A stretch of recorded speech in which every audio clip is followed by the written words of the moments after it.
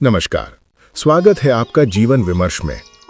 चार संत एक दिन लंबी यात्रा पर निकले। उनके पास केवल यात्रियों का सामान, पूजा की वस्तुएं और थोड़ी सी अंजल की थैली थी।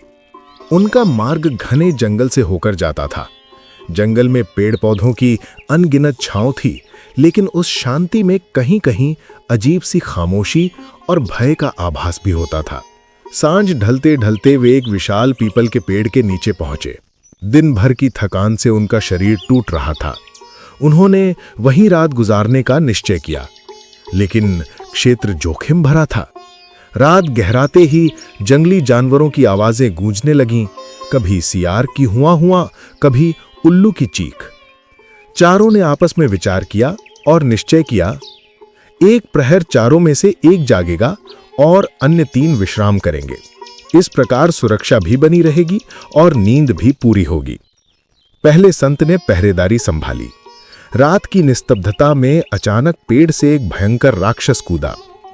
उसकी आंखें अंगारों की तरह लाल थीं, दांत तलवार जैसे लंबे और शरीर पहाड़ जैसा विशाल।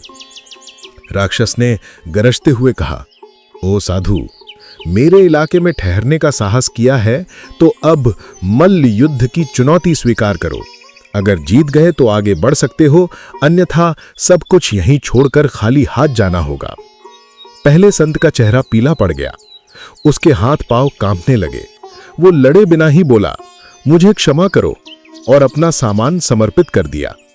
राक्षस ने जोर से हंसते हुए कहा, कायर, डर ही तुम्हें हराने के लिए काफी है, और संत को एक कोने में बिठा दिया।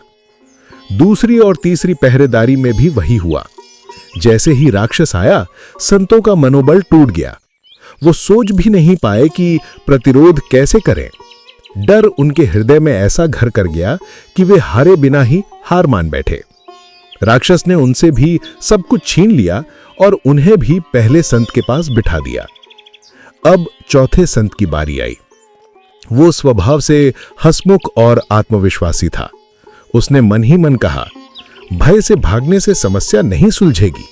जीवन में हर कठिनाई का सामना करना ही नियम है। जब राक्षस प्रकट हुआ और पहले की तरह चुनौती दी, तो संत तनिक भी नहीं घबराया।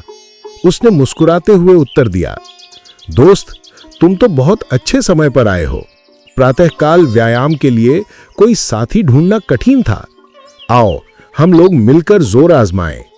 इससे हम दोनों को कुछ सीखने को मिलेगा और शायद आगे दोस्ती का नया सिलसिला भी शुरू हो जाए। संत की बात सुनकर राक्षस दंग रह गया।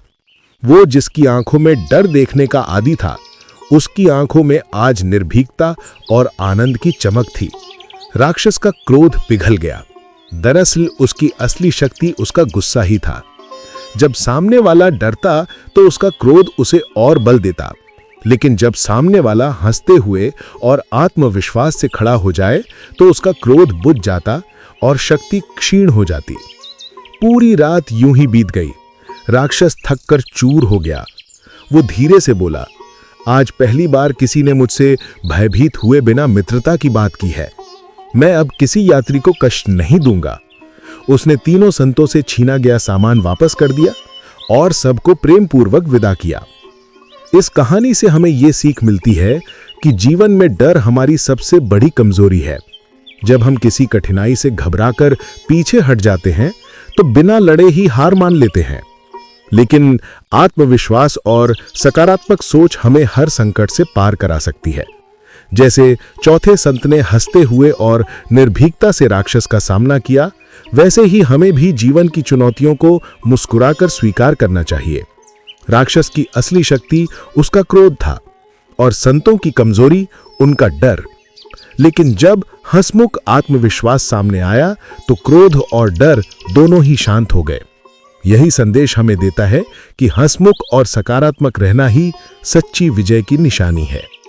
मित्रों, अगर आपको ये जीवन विमर्श कथा पसंद आई हो और इससे आपको प्रेरणा मिली हो तो कृपया हमारे चैनल को लाइक, शेयर और सब्सक्राइब जरूर करें।